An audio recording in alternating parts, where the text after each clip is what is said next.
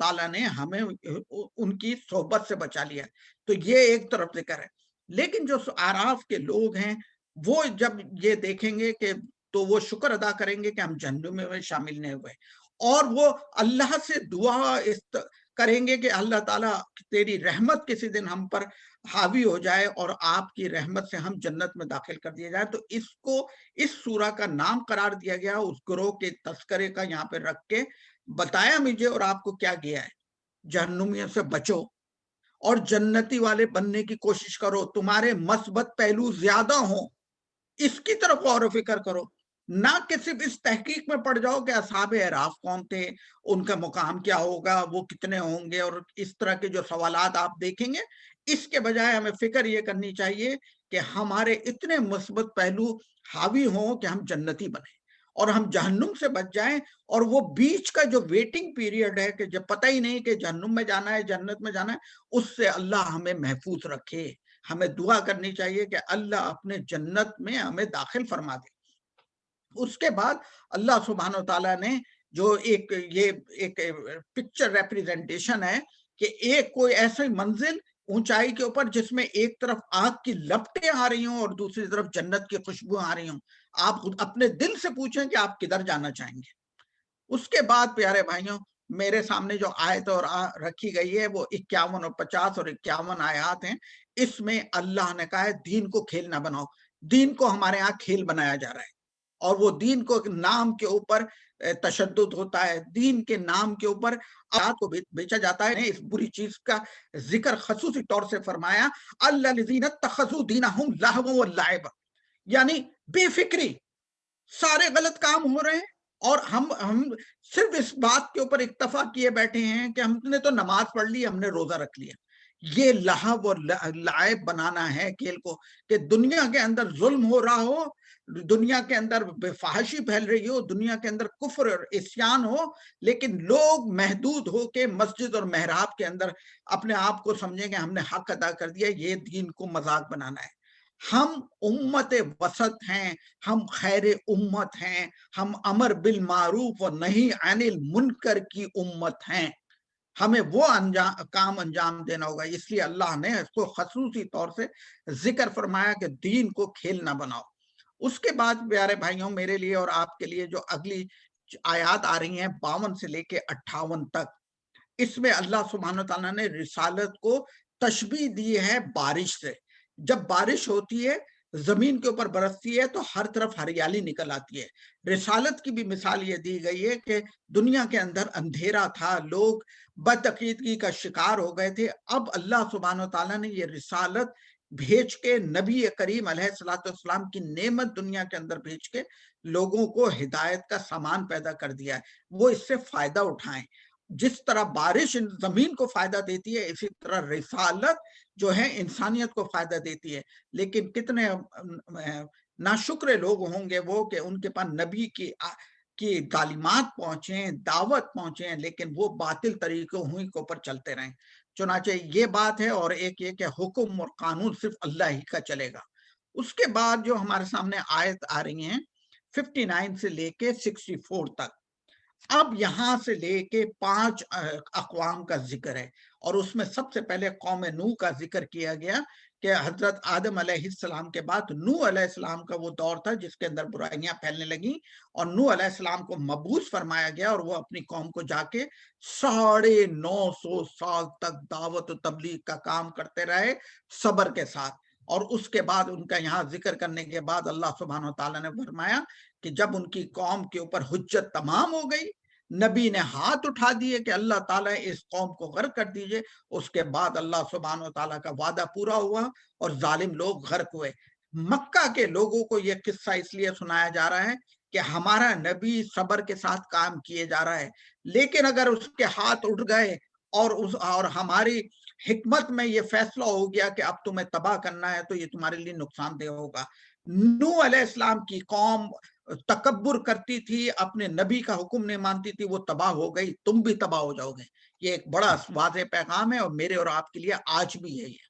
उसके बाद जो दूसरी बात हमारे सामने नूह अलैहिस्सलाम के किस्से में रखी गई है कि अल्लाह की तरफ से इतना बड़ा सैलाब आया, और ये जो इसका मुकाम है आर्मीनिया के करीब اور یا موصل کے قریب کہیں پہ یہ واقعہ ہے کہ پورے جو آیا وہ تو اس زمانے کی جو انسانیت ان علاقوں کے اندر محدود تھی وہ سب کی سب تباہ و برباد کر دی گئی اور صرف ان کو بچایا گیا جو ایمان والے تھے. یہ قصہ سنایا گیا مکہ کے لوگوں. اس کے بعد قوم عاد کا ذکر ہے. قوم عاد کے متعلق سن لیجئے کہ اللہ سبحانہ تعالیٰ نے فرمایا ہے لم یخلق مثلھا فی البلاد.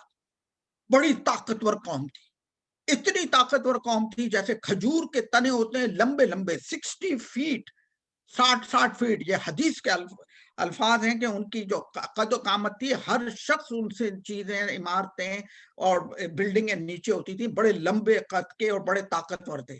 لیکن جو یہ ہمارا ربع الخالی کا یہ ایمپٹی کوارٹر ہے سعودی عرب کا یمن کے درمیان میں اور عراق کے درمیان میں, آج جو یہاں پہ مٹی آپ کو دکھاتی ہے یہاں ان کی سویلائزیشن ہوتی تھی, بڑے بڑے مقامات کے اوپر یہ اپنے محلات اور بلڈنگز تیار کرتے تھے, بڑی طاقتور قوم تھی.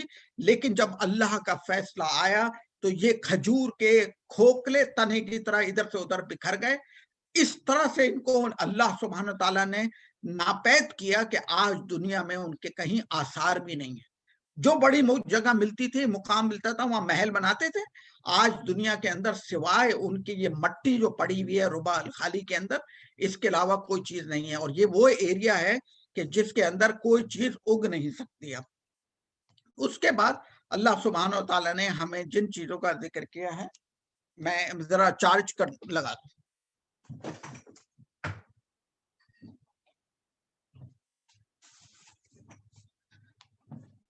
اس کے بعد معذرت اس کے بعد قوم سمود کا ذکر ہے.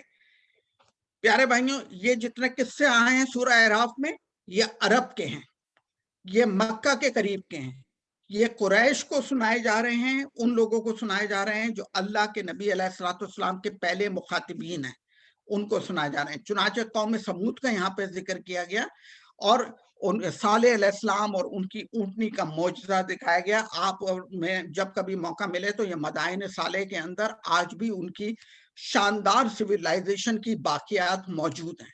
وہاں جا کے عبرت حاصل کرنا چاہیے کہ اتنی کوالیفائیڈ اور اتنی زبردست قسم کا ایسٹھیٹک ٹریس رکھنے والی قوم تھی کہ وہ پہاڑوں کے اندر شاندار بلڈنگز بناتی تھی کہ آج ہم کمپیوٹرز کے گرافکس کے ذریعے بھی اتنی شاندار بلڈنگ ڈیزائن نہیں کر سکتے جتنے وہ ہاتھوں سے کرتے تھے.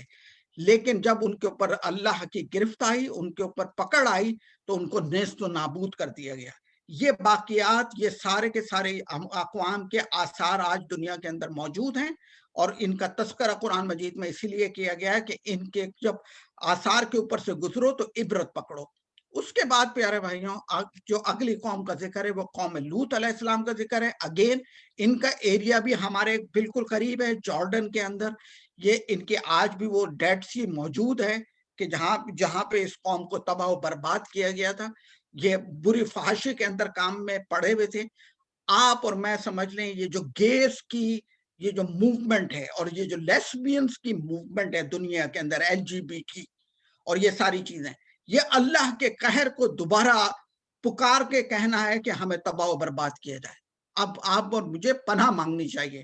یہ قوم تباہ و برباد کی گئی ایک خاص فعل کی وجہ سے, اور آج اسی فعل کو لڑکے کی لڑکے سے شادی کو جائز کیا جائے اور لڑکی کی لڑکی سے شادی کو جائز کیا جائے, یہ اللہ کے قہر کو آواز دینے والی ہے.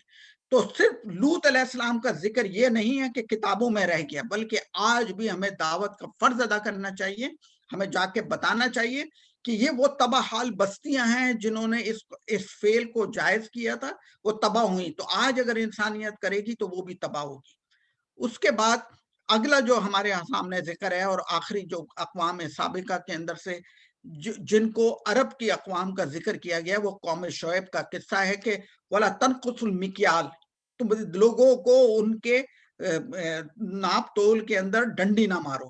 ان کی اس بڑی خرابی کا تو ذکر کیا گیا, لیکن خیال رکھیے گا صرف یہی ایک خرابی نہیں تھی کہ جس کی وجہ سے تباہ و برباد کیا گیا. یہ مدین کے اندر لوگ رہنے والے لوگ تھے, ان کے اندر جو ایک خرابی جو بنیاد تھی وہ شرک تھا, فائدہ اٹھانے کی کوشش کرنا تھا, لوگوں کو دھوکہ دینا ان کی ایک کہنا چاہیے وے آف لائف تھا. आज भी आप देखिए कि बड़ी-बड़ी अक़वाम धोखा देती हैं। खुद हमारे यहाँ जो लोग हैं, वो दूसरों को धोखा देके समझते हैं कि उन्होंने माल ज़्यादा कर लिया, लेकिन अल्लाह ने सिर्फ़ और सिर्फ़ नाप-तोल का ज़िक्र करने वाली कौम को तबाह-बर्बाद किया। तो जो हमारे यहाँ ताजिर हज़रात हैं, जो बिज़नेस के अंदर लोग हैं, मामलात ठीक रखें, लोगों को धोखा ना दें। इस पे कौम तबाह हो चुकी है, आज भी अल्लाह का अज़ाब उन लोगों के ऊपर गिर सकता है। उसके बाद प्यारे भाइयों जो हमारे लिए ज़िक्र है, अब जो आ रही है आयत नंबर 94 से लेके 102 तक तबसरा है अल्लाह का। और ये फरमाया गया कि ये कौमें, इनको मक्का वालों को समझा दीजिए कि अल्लाह इन कौमों को तबाह कर चुका है जिन्होंने ये खराबियाँ की, शिर्क इनकी बुनियाद बनती थी, तो वो तबाह हुई। रसूल अल्लाह सल्लल्लाहु अलैहि वसल्लम को फरमाया गया आप बेफ़िक्र हो जाएँ, ये कुछ आपका नहीं बिगाड़ सकते, जैसे पिछली कौमों को तबाह किया गया, अगर हमारा फैसला होगा तो हम इन्हें भी तबाह कर देंगे। आप सब्र की तलकीन की गई और अच्छे और बुरों का अंजाम बताया गया इन आयात के अंदर, और अक़वाम साबित के किस्से बहैसियत दलील के पेश किए गए हैं रिसालत के। कैसे? कि अल्लाह के नबी सल्लल्लाहु अलैहि वसल्लम तो मक्का में रहते थे, वो तो मक्का से बाहर ही नहीं गए थे, लेकिन उनको सारे अक़वाम के किस्से उनकी ज़बान से जारी हुए डिटेल के साथ। ये एक दलील नबूवत है। और उसके बाद ये कि इसमें जो नसीहत और इबरत का पैगाम है। उसके बाद प्यारे भाइयों आयत नंबर 103 से लेके 163 तक